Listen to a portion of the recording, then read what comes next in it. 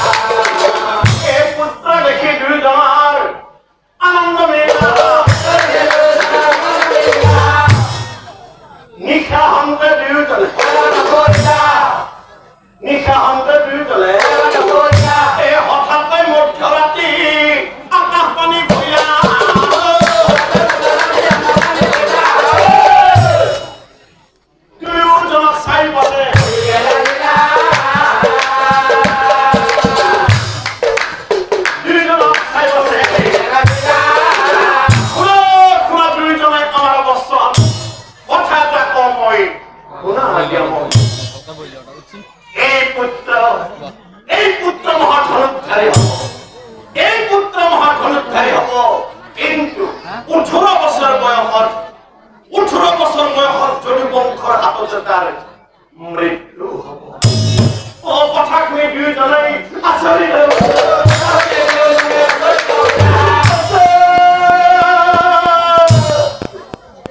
পুত্ৰ কোলাকৈ ও কান্দি আছে জয়জানে পুত্ৰ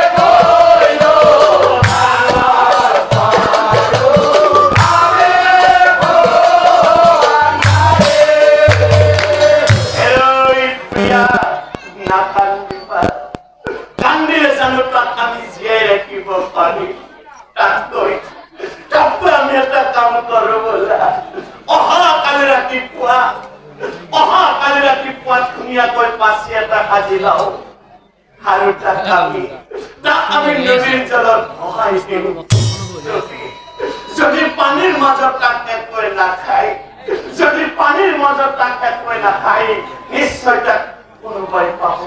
আৰু সি আনৰ ঘৰতে ডাঙৰ দীঘল হব প্ৰিয়া, আনৰ ঘৰতে ডাঙৰ দীঘল হব। বুলি দুইজনাই আলোচনা পাচি এটা সাজি লৈ পুত্ৰ ভহা দিবলৈ আয়োজন কৰিলা।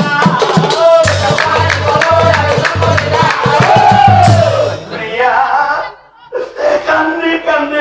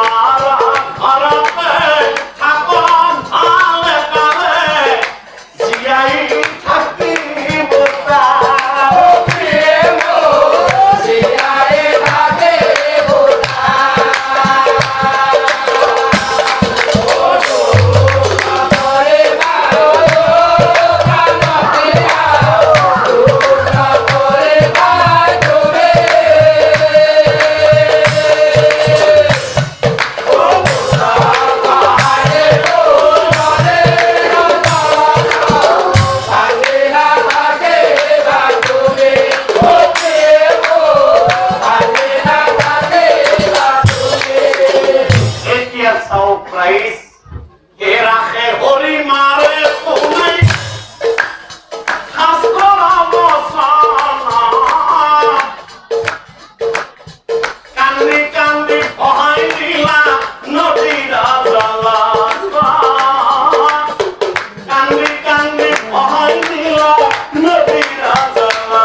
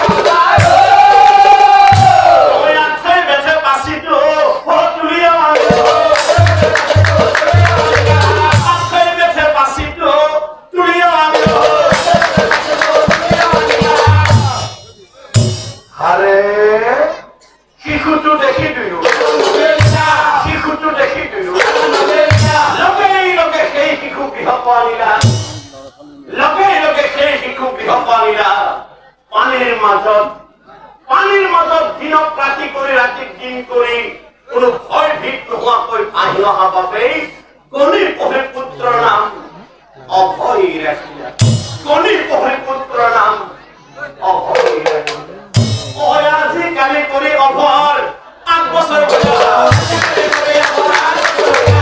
আজিকালি কৰি অভৰ 8 বছৰ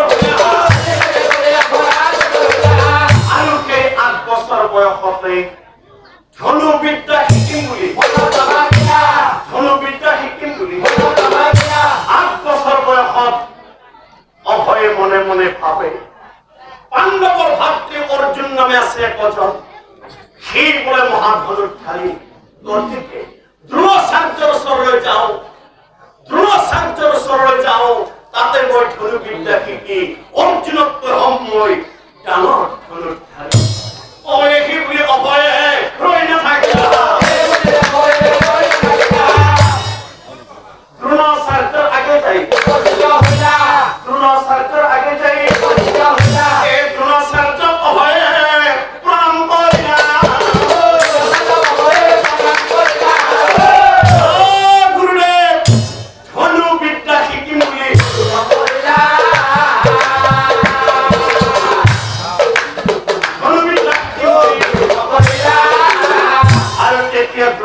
দ্ৰোণাচাৰ্যই অভয়ক চাই কৈছিল, হে বোপা, তোমাক ধনুবিদ্যা শিকোৱাৰ মোৰ কোনো আপত্তি নাই, কিন্তু বোপা যুৱৰাজৰ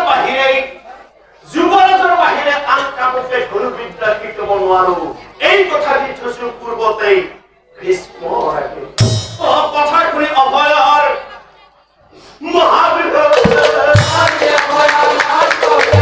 ঠিক আছে গুৰুদেৱ, বিদায় গুৰুদেৱ, বিদায়। গুৰু প্ৰণাম কৰি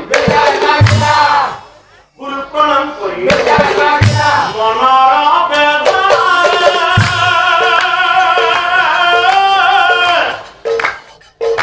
পন্থে আছে যাই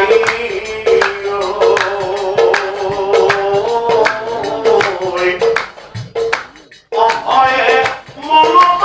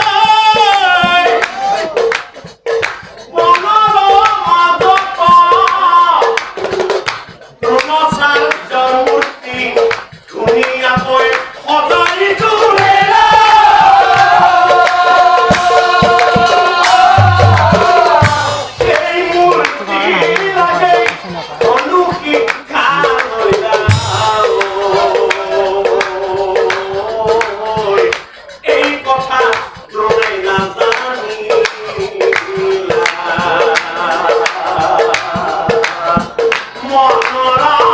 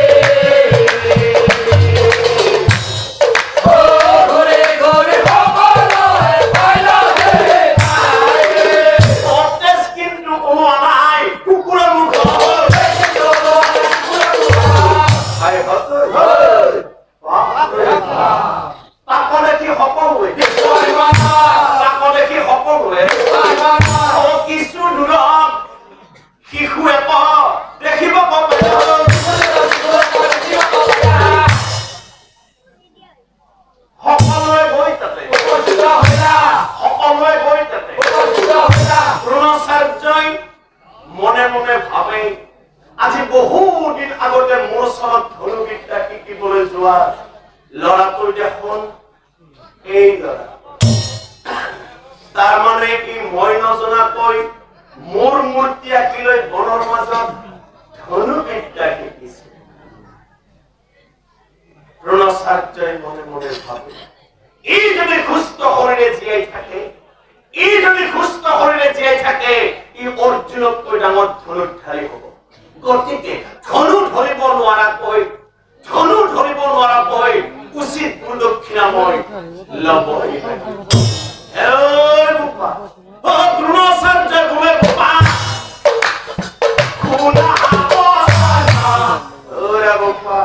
দক্ষিণা দিয়া নাই তুমি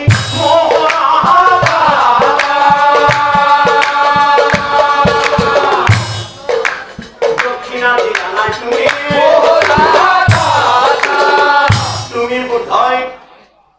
তুমি বোধহয় এটা কথা নাজানা, দক্ষিণা নহলে শিক্ষাৰ কোনো মূল্য নাই। সেইকাৰণে এই কথা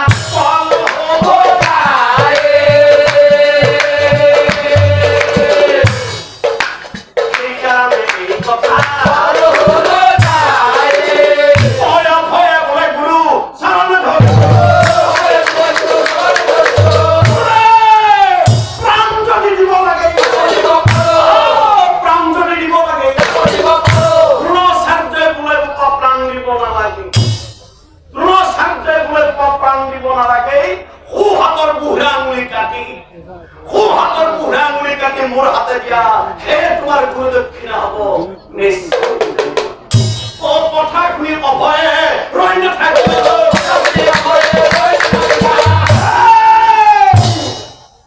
একে ঘাপে আঙুলিটো বুঢ়া আঙুল তুমি